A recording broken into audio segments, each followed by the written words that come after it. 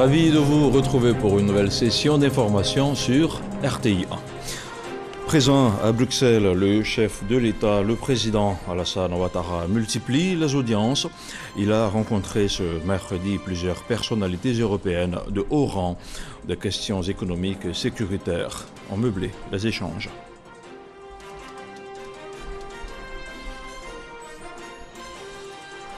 De son côté, le chef du gouvernement a inauguré ce mercredi une usine de ciment située au PK24, une cérémonie au cours de laquelle Patrick Hachi a assuré que l'État ne ménagera aucun effort pour engager des réformes visant à favoriser le développement d'un secteur privé fort et dynamique. Et puis les préparatifs de la 15e session de la conférence des partis COP15 vont bon train. Le ministre de l'Environnement et du Développement durable, Jean-Luc Assis, a reçu une délégation de la Convention des Nations Unies sur la lutte contre la désertification et la sécheresse. Les échanges ont porté essentiellement sur le site devant abriter l'événement, sur le protocole Covid-19 et du plan de sécurité. Bonsoir à tous et merci de regarder RTI 1. Alassane Ouattara a échangé ce mercredi avec le secrétaire général de l'Organisation des États d'Afrique, des Caraïbes et du Pacifique, Georges Rebelo Pinto. Échange également avec Philippe Van de Vivar, le président directeur général de Sea Invest, un opérateur international de terminaux pour le vrac sec, les fruits et denrées alimentaires. Plusieurs sujets ont été abordés, notamment des questions de paix, de sécurité, mais aussi d'économie. Le commentaire de Jérôme Kofi Aboula. Son nom, Georges Rebelo Pinto. Il est le secrétaire général de l'Organisation des États d'Afrique, des Caraïbes et du Pacifique.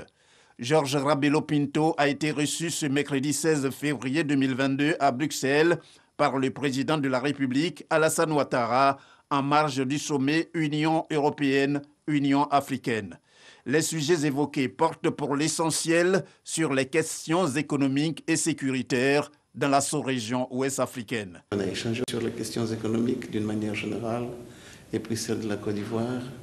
Et je crois que ça nous a fait énormément plaisir, honneur d'entendre un peu son Excellence, Monsieur le Président, sur les perspectives de paix dans la région. Et je crois que la volonté qu'il a pour que la région puisse évoluer pour le mieux, je crois que c'est cela qui nous anime également. Donc ça a été une rencontre très importante, ça nous encourage aussi ici pour notre travail, pour l'avenir. Je crois que ça a été très bien.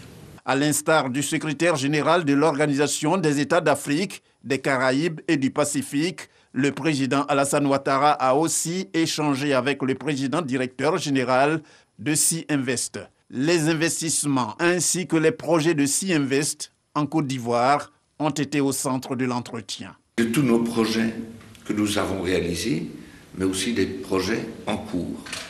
Donc nous avons fait beaucoup d'investissements. Nous sommes entre autres actifs au terminal vraquier d'Abidjan, où beaucoup d'investissements ont été réalisés et des nouveaux qui sont en cours. Nous avons investi jusqu'à ce jour environ 300 millions d'euros. Donc nous sommes en pleine activité et je crois que le président est satisfait de nos déploiements, de nos investissements.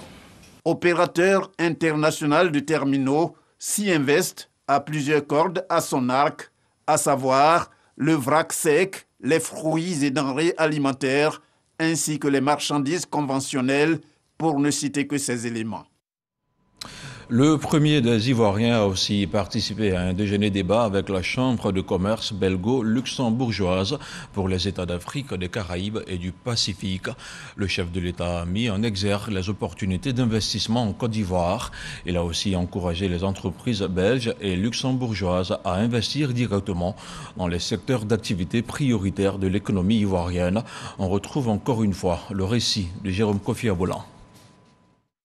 Les opérateurs économiques de la Belgique et du Luxembourg pour la revitalisation des relations économiques, culturelles et sociales avec la Côte d'Ivoire.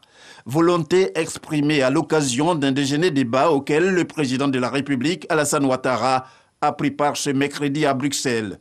Déjeuner-débat organisé par la Chambre de commerce belgo-luxembourgeoise. Pour le président de cette chambre, la Côte d'Ivoire, la Belgique et le Luxembourg doivent tout mettre en œuvre pour un partenariat gagnant-gagnant. De très nombreuses sociétés belges sont actives dans votre pays et la tendance est à l'augmentation. La Belgique est bien présente dans les secteurs portuaires, construction, chocolatier, hydraulique, infrastructure, agroalimentaire, aérien, logistique, services et plein d'autres. Il en va de même pour le Luxembourg, qui vient d'inaugurer son consulat honoraire à Abidjan. Nos deux pays sont d'ailleurs unis dans le cadre de la Chambre de commerce CBLACP, que je remercie pour la belle initiative d'aujourd'hui et pour son engagement en faveur des échanges belgo-ivoiriens. Le président Alassane Ouattara, à ce rendez-vous, a encouragé les entreprises belges et luxembourgeoises à s'investir directement dans des secteurs d'activité prioritaires de l'économie ivoirienne. Mon pays offre de nombreuses opportunités d'investissement en raison de nombreux avantages qu'offre le Code des investissements adopté en 2018 et des réformes mises en œuvre en vue du renforcement du cadre institutionnel et réglementaire relatif aux activités des PME, de l'environnement des affaires, avec la création de juridictions de commerce spécialisées. Ceux qui investissent en Côte d'Ivoire le savent que nous avons une justice indépendante, notamment dans le traitement des affaires, et que nous sommes confiants que cela procure beaucoup de sérénité aux investisseurs par rapport au passé. À noter que ce déjeuner-débat s'est tenu 24 heures avant l'ouverture du sommet Union européenne-Union africaine, prévu les 17 et 18 février 2022 dans la capitale belge. On reste à Bruxelles avec la première dame qui déploie aussi son agenda. Madame Dominique Ouattara a été reçue par la reine Mathilde ce mercredi. C'était au Palais Royal. Les deux personnalités ont évoqué leur centre d'intérêt, à savoir la protection et le respect des droits de l'enfant. C'est un commentaire de Mahama Traoré. Seulement 24 heures après le président Alassane Ouattara, c'est la première dame Dominique Ouattara qui est l'hôte de marque du Palais Royal de Bruxelles. Elle répond à l'invitation de la reine Mathilde de Belgique, une rencontre cordiale, immortalisée par une photo officielle, séquence après laquelle les deux personnalités se retirent pour un entretien sur des questions d'intérêt commun, dont la substance sera livrée à l'issue de l'entretien par la première dame Dominique Ouattara. On a eu un entretien extrêmement agréable.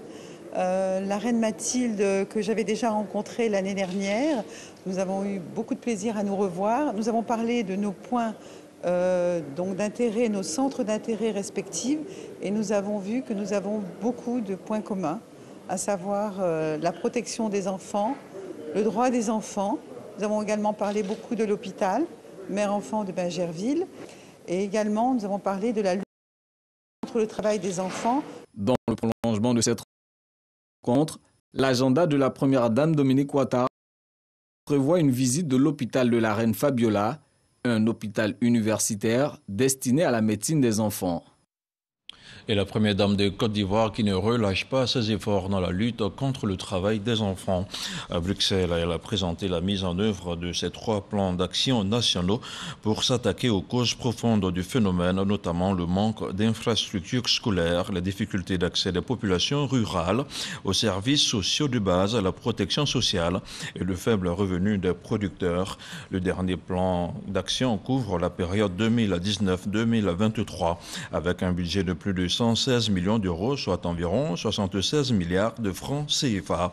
Dominique Ouattara a indiqué que la mise en œuvre de ces plans d'action s'est faite à travers diverses actions au niveau de la prévention, la protection des enfants, la poursuite et la répression des trafiquants et enfin la coordination et le suivi, évaluation.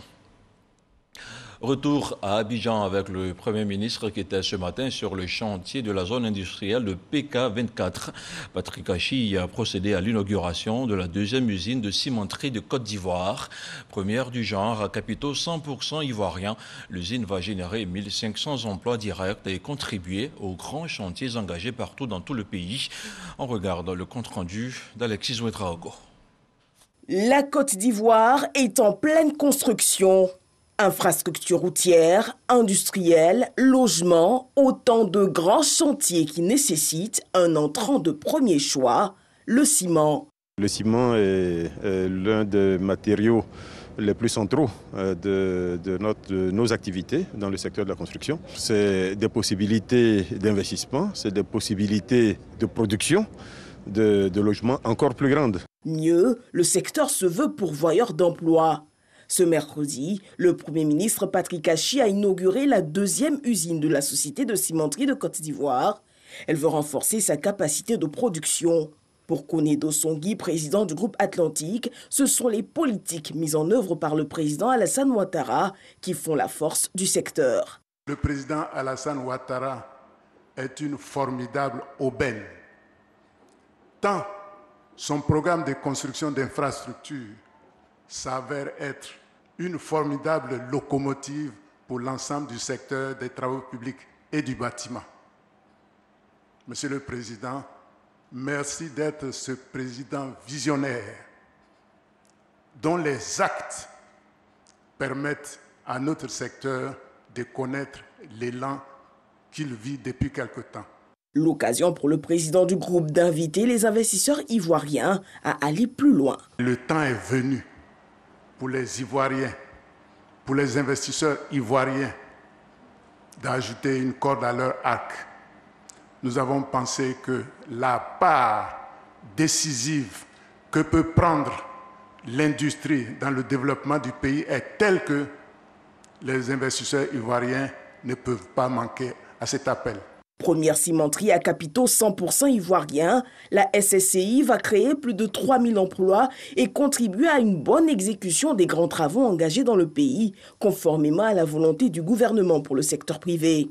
Plus que jamais, le président de la République encourage et le gouvernement accompagnera dans le cadre du programme des champions nationaux tous les Ivoiriens qui emprunteront ce chemin.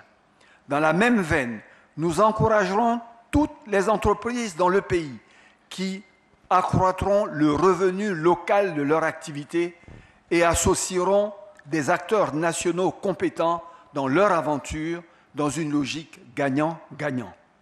Mes chers frères, tout cela n'est possible aujourd'hui et ne pourra se poursuivre demain que si notre pays continue de maintenir cet écosystème exceptionnel de sécurité, de paix, de stabilité et donc de confiance que son Excellence, Monsieur le Président de la République Alassane Ouattara, a réussi à créer depuis maintenant plus d'une décennie et qui a permis de réaliser ces succès reconnus par tous et que nous devons tous contribuer à maintenir pour nous-mêmes, mais surtout pour les générations futures. Patrick Achi n'a pas manqué de rendre hommage à l'ancien ministre Konedo Songui. Vous inspirez non seulement les hommes, les jeunes, ceux du secteur privé, mais je voudrais surtout que vous puissiez nous inspirer, nous, acteurs politiques, pour dire qu'après la vie politique, il y a une vie possible, et certainement meilleure. Du haut de sa tribune, le Premier ministre lance un appel à l'audace du secteur privé ivoirien. C'est une décennie d'aventure économique et industrielle extraordinaire qui s'ouvre en face de nous. Une nation qui grandit et accélère, une jeunesse qui veut créer et entreprendre. Une terre de progrès et de prospérité qui se bâtit à soif de partenaires, de talents, de confiance, pour vider toujours plus haut, plus loin et plus vite. La Côte d'Ivoire compte à ce jour une douzaine de cimenteries pour une capacité de production de près de 16 millions de tonnes. Et sur un tout autre plan, le dialogue politique se poursuit ce mercredi. La société civile s'est retrouvée autour du ministre de l'Intérieur et de la Sécurité. Le général Wagondo Diomandé a abordé des questions de fond, le tout dans une ambiance conviviale. Les ministres Kouadio Konan-Bertin, Paulin Claude Danhaut et Félix Anoblé ont également pris part aux échanges. Je vous disais en ouverture de cette édition, une mission de l'ONU est à Abidjan pour parler de la tenue de la COP15, la conférence des parties sur la désertification et la sécheresse. Elle est venue s'imprégner de l'état d'avancement des préparatifs de l'événement qui se tiendra sur les bords de la lagune Éprier. Elle a été reçue par le ministre Jean-Luc Assis, c'est ce que nous rapporte Grace Kando. Abidjan, destination de la COP15. 5000 participants attendus en provenance de 197 pays, ce dans le cadre de la 15e conférence des parties sur la désertification et la sécheresse. Pour évaluer le niveau des préparatifs, une délégation de l'ONU est dans la capitale économique. Nous avons fait des progrès extrêmement importants avec les partenaires au niveau du ministère de l'Environnement, mais également les autres ministères concernés. Nous sommes là pour peaufiner les tout derniers détails de la mise en œuvre du plan logistique et organisationnel de la conférence. Nous sommes extrêmement satisfaits. Monsieur le ministre a été en mesure de nous rassurer sur tous les points que nous avions soulevés. Selon le ministre Jean-Luc Assy, le gouvernement met tout en œuvre pour la réussite de l'événement. Le protocole Covid, le plan de sécurité, etc. Nous avons parcouru tous ces aspects et nous allons adresser toutes ces questions donc, au comité d'organisation qui va prendre toutes les dispositions pour qu'on puisse régler les préoccupations qui ont été mises par la mission des Nations Unies. Et les choses sont tellement bien avancées que nous pensons que nous serons prêts. La 15e conférence des parties à la Convention des Nations Unies sur la lutte contre la désertification et la sécheresse aura lieu du 9 au 20 mai prochain à Abidjan.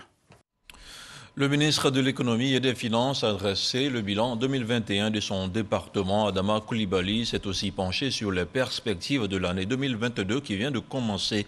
L'activité a enregistré la participation de gestionnaires de crédit ainsi que des acteurs clés du processus de la dépense publique.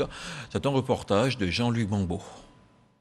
Faire le bilan de l'exécution budgétaire 2021 et prendre les dispositions pour une meilleure gestion 2022. L'objectif de la rentrée budgétaire du ministère de l'Économie et des Finances était bien affiché.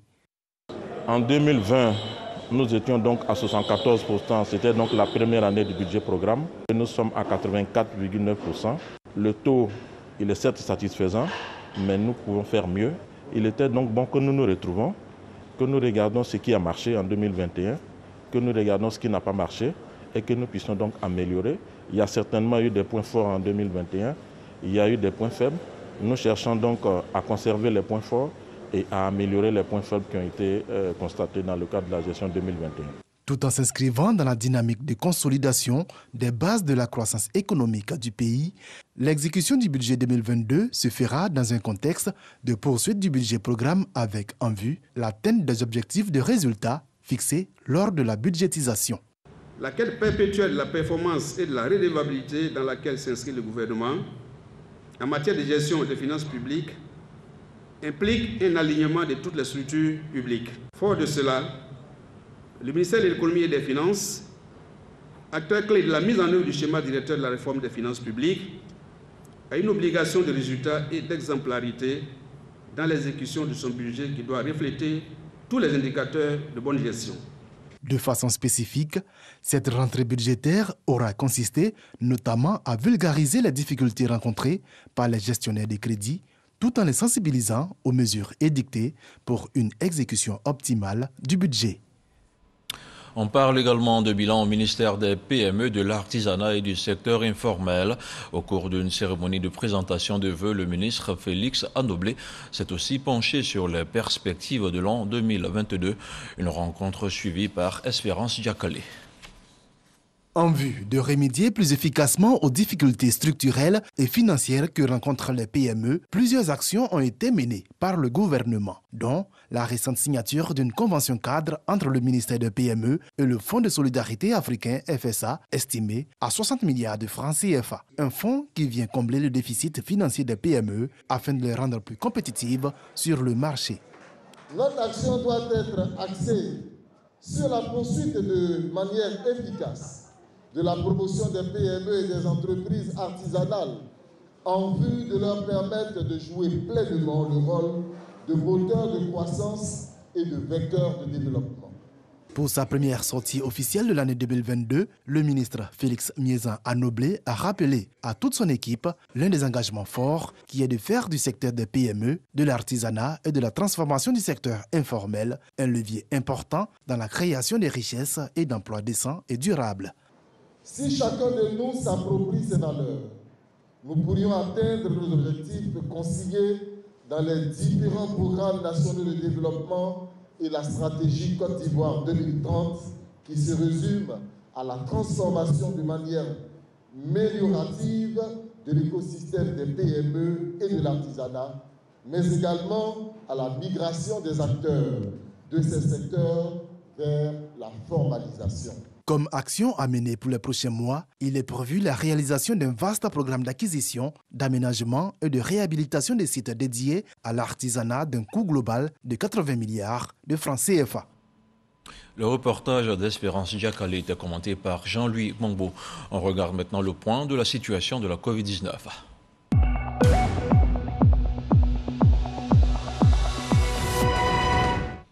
Le ministère de la Santé, de l'Hygiène publique et de la couverture maladie universelle a enregistré ce mercredi 16 février 16 nouveaux cas de Covid-19 sur 2104 échantillons prélevés, soit 0,8% de cas positifs, 29 guéris et 0 décès.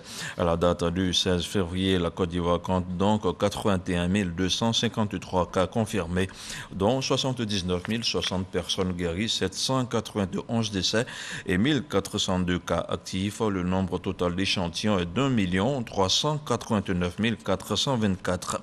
Le 15 février, 102 183 doses de vaccins ont été administrées, soit un total de 9 497 626 doses du 1er mars 2021 au 15 février 2022. Le ministre de la Santé, de l'Hygiène publique et de la couverture maladie universelle invite toutes les personnes de plus de 18 ans à se faire vacciner dans les centres dédiés. Il rappelle que le vaccin contre la Covid-19 est gratuit et volontaire. La campagne de vaccination justement contre la Covid-19 rencontre l'adhésion des populations. En face, les autorités tablent sur 16 millions de doses administrées d'ici le 30 juin 2022. L'annonce a été faite ce mercredi par le ministère de la Santé. C'était au cours d'une conférence de presse suivie par Eugène Atobé. Consolider les acquis et aller toujours plus loin. C'est ainsi que l'on peut résumer le parcours vaccinal contre la Covid-19 en Côte d'Ivoire. Le ministère de la Santé, de l'Hygiène publique et de la couverture maladie universelle s'est engagé dans une dynamique de progression pour opérer un bond quantitatif en cette année 2022. Notre pays s'est fixé un nouvel objectif, celui d'enregistrer de façon cumulée 16 millions de doses administrées d'ici le 30 juin 2022.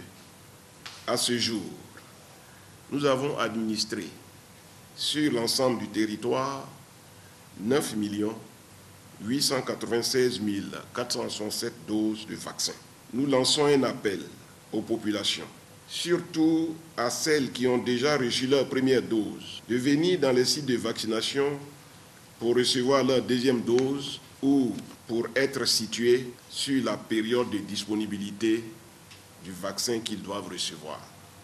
La campagne de vaccination menée du 2 au 16 février de cette année dans tous les districts et régions de Côte d'Ivoire est un indicateur de cette dynamique, car ce sont à ce jour 9 896 467 doses de vaccins administrées aux populations grâce à une stratégie au cœur de laquelle un accent particulier a été mis sur la sensibilisation de proximité, l'implication des communautés à divers niveaux socio-professionnels et toutes les parties prenantes dans la lutte contre la Covid-19. C'est l'occasion de mobiliser encore les personnes atteintes de comorbidité à se faire vacciner, ainsi que leur entourage. Ces personnes sont très exposées et par conséquent des personnes à risque. Malgré la vaccination, les mesures barrières demeurent toujours indispensables et sont efficaces pour lutter contre cette pandémie. Le pourcentage des personnes complètement vaccinées, en effet, est passé de 14% en fin d'année 2021 à 24% à ce jour, soit un gain de 10 points.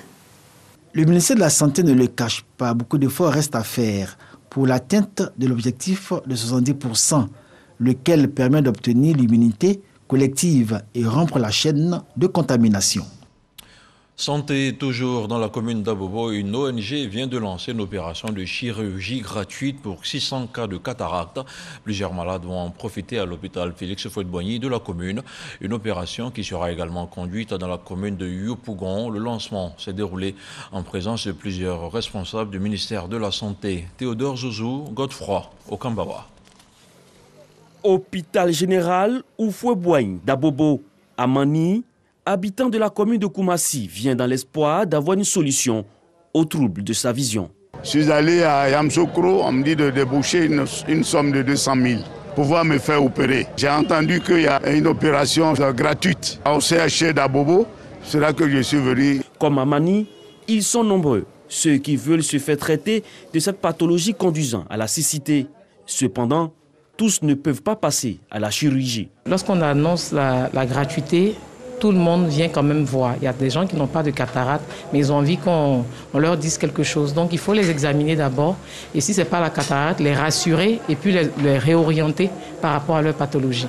Le sparadrap qu'on met, c'est pour indiquer l'œil qui doit être opéré. Les patients atteints de la cataracte opérés témoignent de la gratuité de la prise en charge. Je suis venu ce matin. Dieu merci, j'ai eu les opérations. On ne paye pas, c'est gratuit. Cette action humanitaire s'inscrit dans le cadre de la campagne gratuite de chirurgie des cas de cataracte, une initiative du ministère de la Santé, de l'Hygiène publique et de la CMU. Exécutée par le Programme national de santé oculaire, elle bénéficie de l'appui technique et financier d'une ONG, Kata Charity. Cette campagne de promotion de la santé oculaire, qui commence ici à Abobo, vise à donner la vue à 600 personnes gratuitement.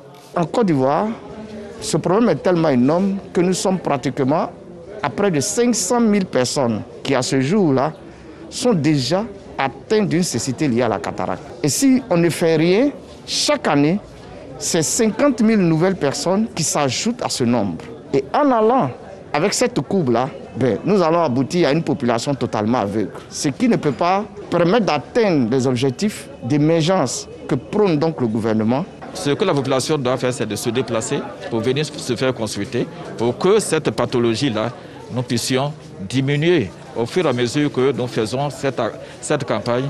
Cette campagne lancée ce dimanche 13 février à Abobo prend fin le 28 février prochain. Plusieurs commerces dans la ville de Mans sont partis en fumée ce matin. Le sinistre a fait d'importants dégâts matériels et l'on déplore de nombreuses pertes en vie humaine. Et selon des témoins, c'est un camion transportant du gaz qui est à la base de l'incendie. Le témoignage de Gervais Kouassi est commenté par Didier Nguessan. Gare routière de Mans, ce matin, un incendie consume cette pâtisserie et une autre boulangerie annexe. Selon un témoin des faits, une mauvaise manœuvre lors de la livraison d'une bonbonne de gaz à la boulangerie a entraîné la chute de celle-ci et son explosion. Toujours selon son témoignage, un client de la boulangerie, deux caissiers et lui-même ont juste eu le temps de se mettre à l'abri avant le drame. Les autres personnes présentes ont été prises au piège par les flammes. Les sapeurs-pompiers arrivés sur le lieu ont pu maîtriser l'incendie. Ils dénombrent malheureusement 7 victimes décédées et plusieurs dégâts matériels. Je voudrais vraiment les féliciter toutes les autorités, vraiment exprimer ma compassion à l'endroit des victimes. C'est le deuxième accident de gaz en une semaine après celui de Grand Bassam. On parle maintenant du Lodjoukro Festival qui est cette année à sa 4e édition. Les festivités ont démarré le 14 février dernier et vont durer au moins 5 jours. Cette année, la célébration a mis un accent particulier sur les valeurs culturelles du peuple Adjoukro à travers sa gouvernance traditionnelle. Plus de détails avec Didier Nguessan. En pays Adjoukro, la gouvernance est régie sous forme de classe d'âge entre 1 et 110 ans. Tous les 8 ans, un glissement catégoriel se fait pour le renouvellement des classes d'âge. Une telle organisation culturelle mérite d'être connue, d'où le Lodjoukro Festival, dont la 4e édition se tiendra du 14 au 19 février 2022 à Dabo. Cette année, nous avons choisi de prendre le thème de l'Ebib. Et l'Ebib, c'est l'une des plus grandes fêtes qui joue sur la gouvernance du peuple Leboutou. Donc aujourd'hui, nous voulons, à l'occasion de ce festival, montrer aux yeux du monde que le Leboutou est une région démocratique et qui sait ce qu'on appelle la gouvernance. Jean-Albert Agré a animé la conférence inaugurale déclinant les classes d'âge en pays Adjoukro et leur pouvoir, de l'apprentissage des us et coutumes au juge de la conformité en passant par le ministère de la Parole. Cette organisation dénommée EBEB a également été mise en avant. par René Djemel Dibi, président régional de la Chambre des rois et chef traditionnel. 1 million de festivaliers sont attendus cette année. Et cette lucarne sur l'actualité internationale, le Burkina Faso a un nouveau président. Le lieutenant-colonel Paul-Henri Sandaogo Damiba a été investi par le Conseil constitutionnel. Au Mali, la France annonce le retrait de ses troupes de l'ensemble du territoire. La suite de l'actualité internationale en bref, c'est avec Alec Lavry et Éric Goré.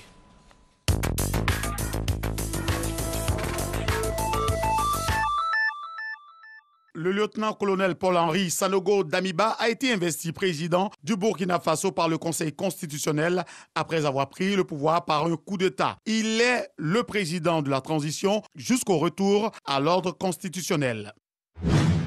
Sous pression de Bamako, Paris et ses partenaires européens s'apprêtent à annoncer leur retrait du Mali. Ce départ se fera tout en préparant les contours du futur dispositif militaire régional français. Dans le même temps, les groupes djihadistes conservent leur pouvoir de nuisance au Sahel et menacent les pays du Golfe de Guinée. 18 personnes ont perdu la vie, selon le dernier bilan officiel, à la suite des pluies diluviennes entraînant glissement de terrain et inondations dans la ville touristique de Petrópolis, près de Rio de Janeiro. En moins de 6 heures, il a plu l'équivalent des précipitations de tout le mois de février. Ainsi se referme cette édition d'information réalisée par Mariette Alamba et préparée par l'ensemble de la rédaction de RTI 1. Bonsoir à tous et que la paix soit avec vous.